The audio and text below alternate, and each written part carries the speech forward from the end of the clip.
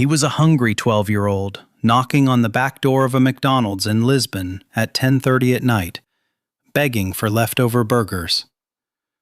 Today, he is the first human being in recorded history to command 1 billion followers across social media, a digital audience larger than the combined populations of Europe and the United States. And here is the contradiction that makes this story impossible to ignore. The boy who survived on donated hamburgers now earns up to $3 million for a single social media post. He did not get lucky. He engineered every inch of it, including the parts that almost destroyed him. If that kind of story moves you, hit like before we get to the part that still gives me chills. February 5th, 1985. A baby boy is born in Funchal, the capital of Madeira, a small, steep island rising from the Atlantic 500 miles off the coast of Portugal.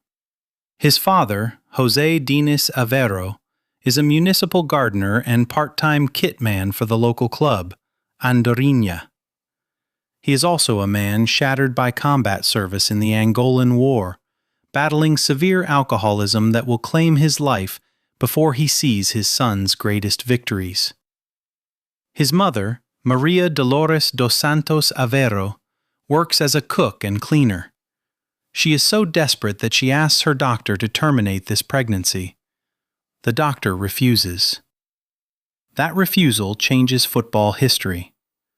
But the family, cramped into their 2-room house in Santo Antonio, has no idea what is coming.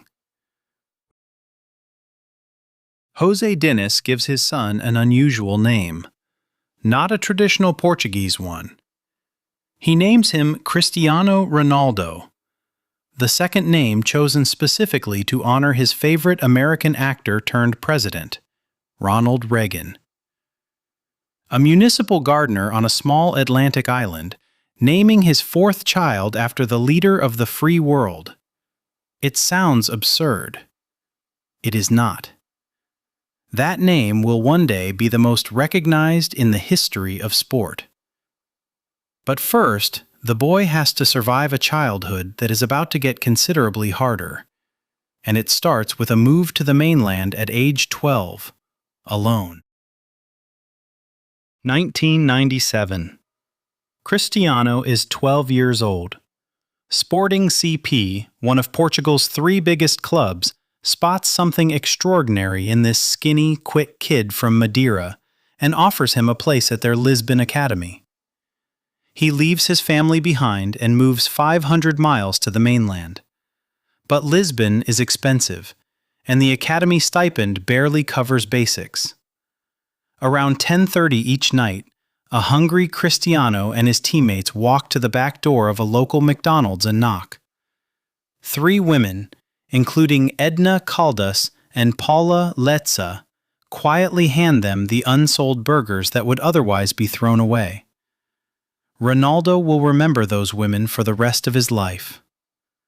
But the road ahead first runs through a classroom, and it is about to explode. 1999. Ronaldo is 14. A teacher mocks his thick Madeiran accent in front of the entire class and makes a cutting remark about his family's poverty. Ronaldo picks up a chair and throws it. He is expelled. Formal education is over for good. For most boys, that is a catastrophe. For Ronaldo, it becomes a catalyst. With school gone, there is only football. Every morning, every evening, every waking hour. He later distills it into one sentence. Talent without working hard is nothing. He chooses to work harder than anyone around him. But within a year, a doctor will tell him that working hard at all might be impossible. 2000. Ronaldo is 15. Doctors at a Lisbon clinic discover he has tachycardia, a dangerously elevated resting heartbeat caused by irregular electrical pathways in his heart. They fear it will end his career before it has truly begun. He undergoes laser cardiac ablation surgery to correct the fault. Days later, not weeks, days, he is back on the Sporting CP training pitch. His teammates are stunned. The surgery that was supposed to stop him only seems to harden something inside him. The real test is still 3 years away, and it will happen in front of 60,000 people in Manchester, in a match Ronaldo's own club will lose. August 2003.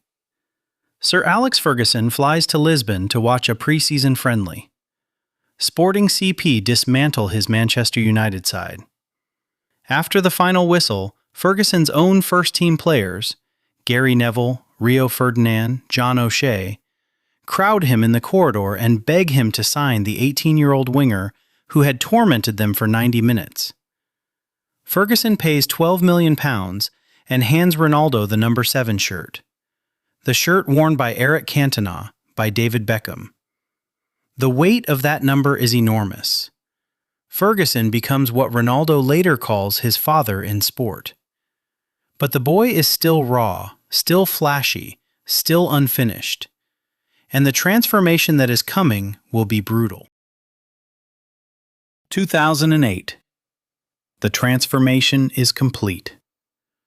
Ferguson has spent 5 years stripping away the stepovers and the showboating and installing something ruthless and efficient in their place. Teammates arrive at Carrington to find Ronaldo already sweating in the dark, ankle weights on, long before any coach appears. He restructures his entire biology. 6 specific micro meals a day. Sleep broken into 5 90-minute intervals rather than one block. Cryotherapy chambers after every session. The numbers that season are staggering. 42 goals in all competitions. The Ballon d'Or. The Premier League title. The Champions League. At 23 years old, he is the best footballer on earth. And Real Madrid is already making its move. July 2009. Real Madrid pay £80 million, a world record at the time, and present Ronaldo to 80,000 people at the Bernabeu. Over the next 9 years in Madrid, he wins 4 Champions League titles, claims 4 more Ballon d'Or awards, and becomes the competition's all-time leading scorer. He is so dominant that the football world fractures in two. Those who believe he is the greatest player in history, and those who insist it is his rival, Lionel Messi. The debate burns across every continent. But in the summer of 2016, Ronaldo delivers something Messi has never managed: a major international trophy for his country. July 10, 2016. The Stade de France, Paris. The European Championship Final, Portugal versus France. Ronaldo goes off injured in the 25th minute, tears streaming down his face, unable to walk. He spends the rest of the match on the touchline, limping, gesticulating, screaming instructions at his teammates. Portugal win 1-0 in extra time. Ronaldo lifts the Henri Delaunay trophy and collapses into tears again, this time from joy. Portugal had never won a major international title before him. He later says it plainly. For me, the 2016 Euros has the same magnitude as a World Cup. For his country, it does. And now he has something else in mind. A business empire. December 2015.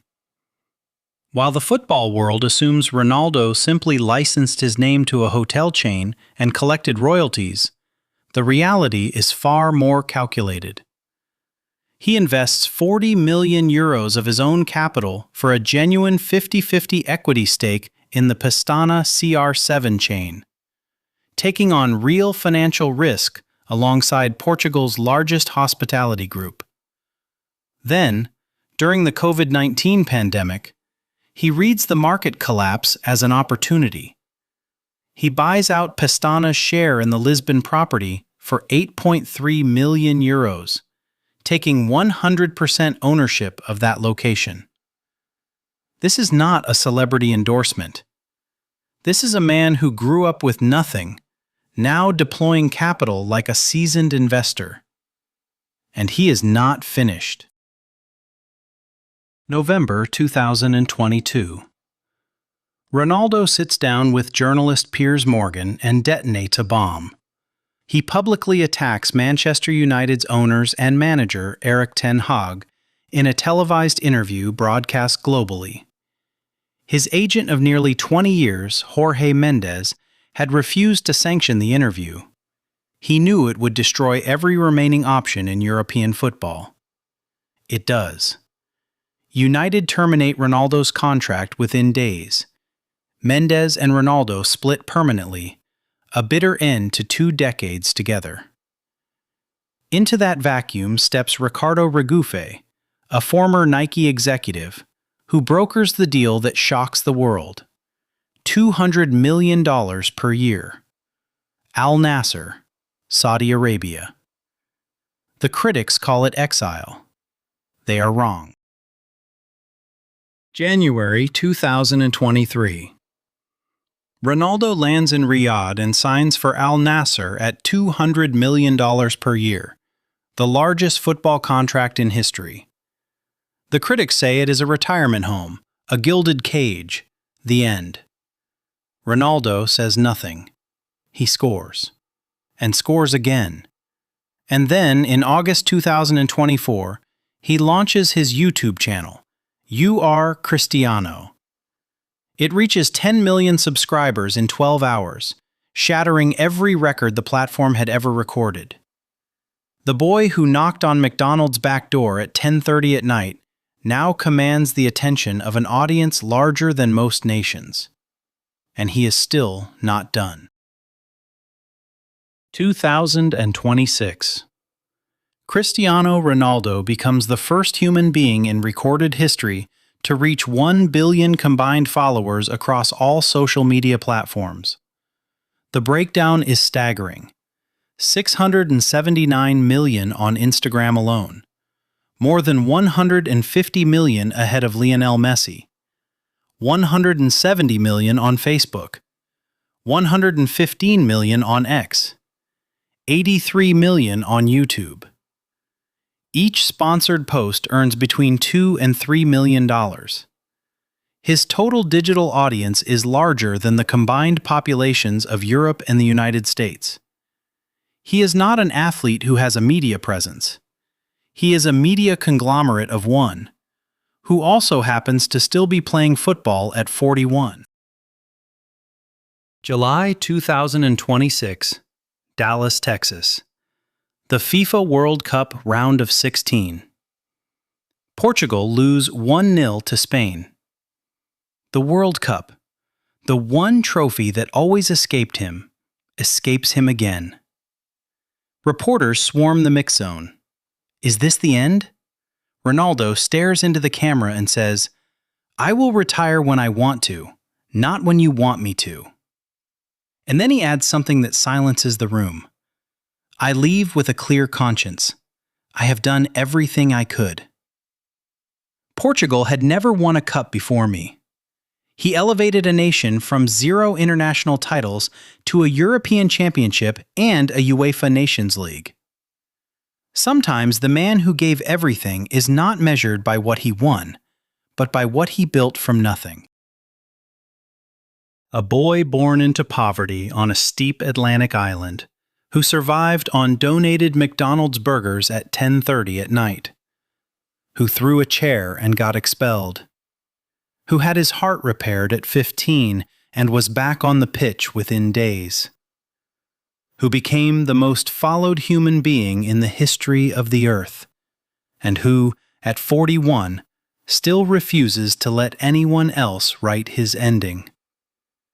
He tracked down Edna Caldas and Paula Lessa, the women who fed him, and took them to dinner. He refuses tattoos so he can donate blood and bone marrow. He built hotels, hair clinics, and a digital empire from 40 million euros of his own capital. Talent without working hard is nothing. He said it. He lived every word of it. If you want more untold life stories like this one, subscribe. There are hundreds more where this came from.